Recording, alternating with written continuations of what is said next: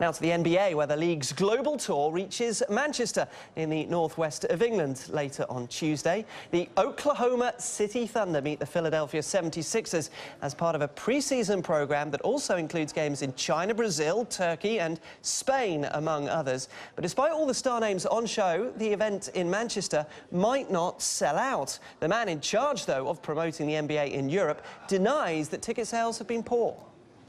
This is a big strategic investment for the NBA, and to really provide the fans with not just content and live games in the middle of the night that is the case in Europe, but to really enjoy the live experience, and with the talent on the court and talent off the court and all the entertainment that goes with it is what sort of drives this initiative. Well, that's Benjamin Morel talking to Chris Mitchell, who is able to join us live now from the NBA Fan Zone in Manchester. Chris, what else has Mr. Morel had to say? Well, basically what he's saying is it doesn't matter whether it's a sellout or not. The ticket issue is a bit of a red herring, if you like.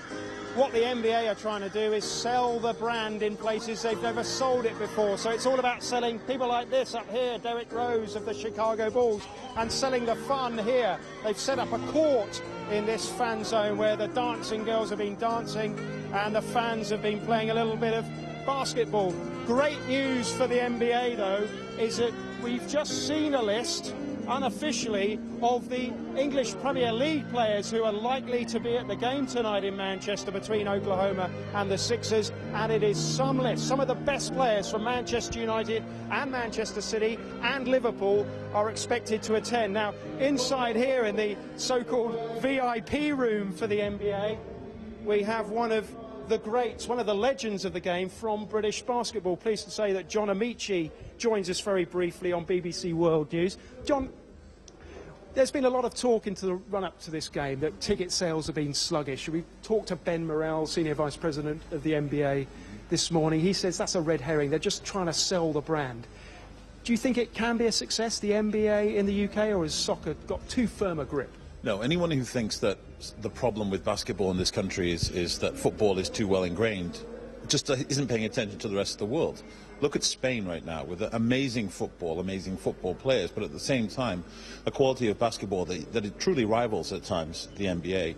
France, fresh off a Eurobasket win. Now, the fact is we are genetically identical to these people. Our previous imperial aspirations had us doing exactly the same kinds of things.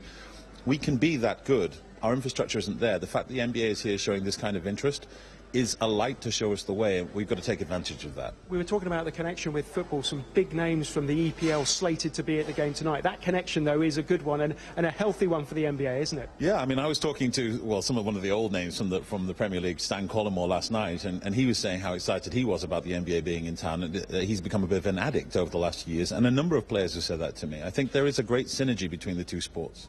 Thanks, John. Well, we're in the comfort here of the NBA VIP zone, but outside the party continues, and the game on Tuesday night in Manchester, Oklahoma versus Philadelphia. Many thanks to Chris Mitchell. Why on earth he's been allowed into the VIP section, I have no idea. But Chris, enjoying a day of NBA action in Manchester. Finally, that